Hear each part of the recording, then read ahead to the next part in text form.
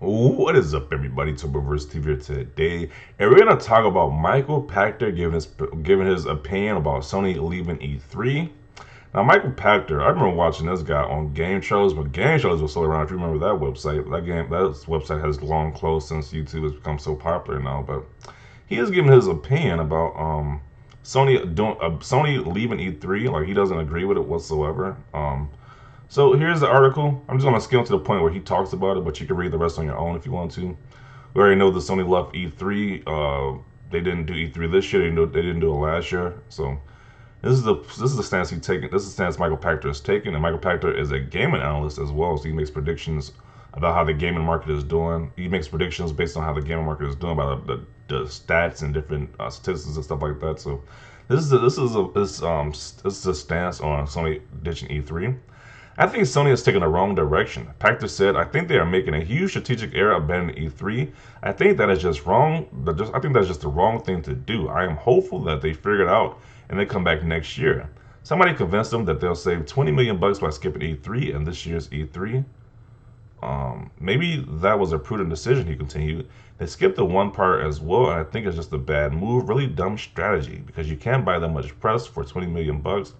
Having an event and getting all your fans to focus on that single event is really, really powerful. And I think that whoever advising their management that skipping E3 is a cost-conscious move and smart is just wrong. They're just dumb. So he he uses terms like they're just dumb. Like it's just like. Then he finished it off by saying, my bias is Sony is and will continue to be the biggest loser at E3 by skipping the show. And I think they really should wake up and recognize that it's an opportunity for them to showcase their games. And they're very good, and their hardware, which is very good, but to the world, when the world is paying attention, uh, I hope they're back in 2022. Let's keep our fingers crossed. So he thinks it's dumb, and he thinks it's a horrible move, pretty much to sum up why Sony isn't at E3. He doesn't think it's a smart business move. He's saying that 20 million bucks they try to use to skip E3 they could have used for I don't know how they could use that in marketing as he's trying to say. So he doesn't like Sony's move. He's like a business analyst, a gaming analyst. So that's what he does as a profession. He actually sees what these companies. He actually sees the statistics and stats of how these companies perform. So and makes predictions based on that. So a lot of people don't like that guy. To be honest, I'm gonna be straightforward. A lot of people don't like Michael Pachter because he's been wrong about a lot of things before in the past. But he's a big figure in gaming. This is what his stance is on this situation. So people are saying in the comment section. My take: it would be great to see them come back to E3 for the spectacle, but I also think PlayStation is bigger than E3. It doesn't need to attend. Another one of those comments. People say Sony doesn't need E3, but E3 needs Sony. When it's like every other company is at E3, Sony's the only one that isn't attending. The same with the Gamescom is coming up. They're not attending Gamescom either. So I don't know. That doesn't look like a good move. That doesn't seem like a good move to me. They keep attending all these big. They keep missing all these big events. I don't know. You saw yourself what happened when Xbox after E3 and the buzz and the sales. Xbox for the past 7 years never sold more than PlayStation North America. Now last month it did, and this month is still in the first 2 weeks selling more. I know this is a temporary thing, but it's E3 effect. Yeah, because after the E3, the Xboxes did start selling more. Xbox Series S started selling more, X and S, and it even won MPD, I believe, for the month. So I think E3 definitely does have a positive effect. It's still more than PlayStation because it had more to stock, it had more stock to sell. People are reading too much into it, and yes, the same goes for when Sony was an MPD. When everything's selling out, the one who got the most to sell wins. It's that simple. LMAO, hell no. Sony doesn't need other events to generate attention. They generate their own attention.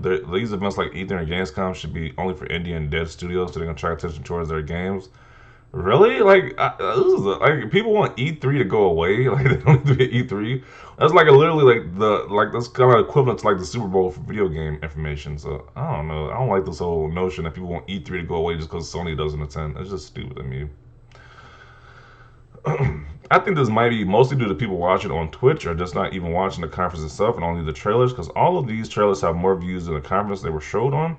They still don't drive as many views as Horizon, though.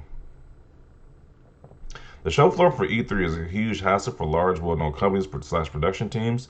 Yes, it's more convenient for industry pros like Pachter because they can see everyone in one spot over a couple of days, but E3 itself has struggled for the last years, even before COVID.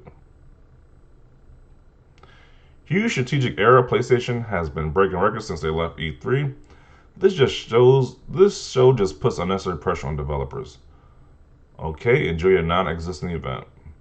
I agree the PlayStation is too big to run with E3, but it's a shame they don't anymore. I love E3 week and would always mark the big three conferences in my calendar. Make it a night of watching with mates and loving the reveals. E3 is not quite the same anymore without PlayStation. Okay, so he says E3 is not the same without PlayStation, but he's okay with them not being there. Like, what? He says it's too big to run with E3. That doesn't make any sense to me. Last year, Sony dropped a logo, and it broke the internet. LMAO. I think they'll be fine. Exactly, they can literally do announcements on Twitter and have it trend. E3 ain't needed anymore, and I love E3. Not judging by how half-assed this year's E3 was, it was more an example of how it passed its sell-by date. E3 was more of an in-person event. I think if anything, it'd be about being bad without Sony. And if anything, it being bad without Sony shows how much Sony is needed. LOL. Well, that was mostly because like this year was different because it was mainly the pandemic happened. I was like it wasn't the normal E3, but still, you should be grateful they tried to do something with it, but it wasn't the same E3 as it normally was because of the whole pandemic thing. So, let's continue. Agree, they think they are too big to fail. E3 is about the industry. We love E3 and fans even remotely. As fans even remotely, it's a slap in the face to think you're above E3. E3 is about the people. Now, with that said, COVID probably put a nail in the coffin for E3 as it stands. When I saw that it was Pachter, okay. What last was he actually right on about his predictions? Probably in 2001.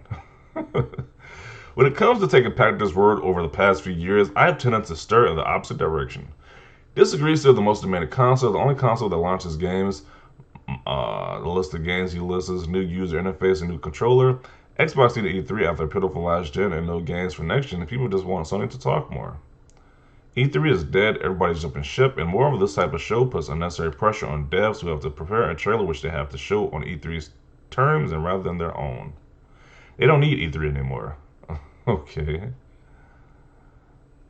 So a lot of these Sony fans are like, hey, Sony doesn't need E3. It's like it's kind of weird because as a gamer you want to watch E3, but I don't know. This new generation of Sony guys say, hey, E3 could just die pretty much at this point. Like it's just ridiculous. I don't think Sony making a huge strategic error by abandoning E3 because there's a hunger for PS5 events and hunger what games is coming to PS5. Sony could easily sell the rights of PS5 events to Netflix or something. E3 is a Titanic of gaming, big show that's sinking, only the smart ones stood away of it. Sony is the market leader in console gaming, they'll be fine. I admire Michael Pachter a ton, but I have to disagree. Communication and marketing has gone full digital and 365 days a year. YouTube Live has a strong impact in E3 in my opinion, and one 100 of the cost. Okay, Sony doesn't need E3. That's more than clear to see.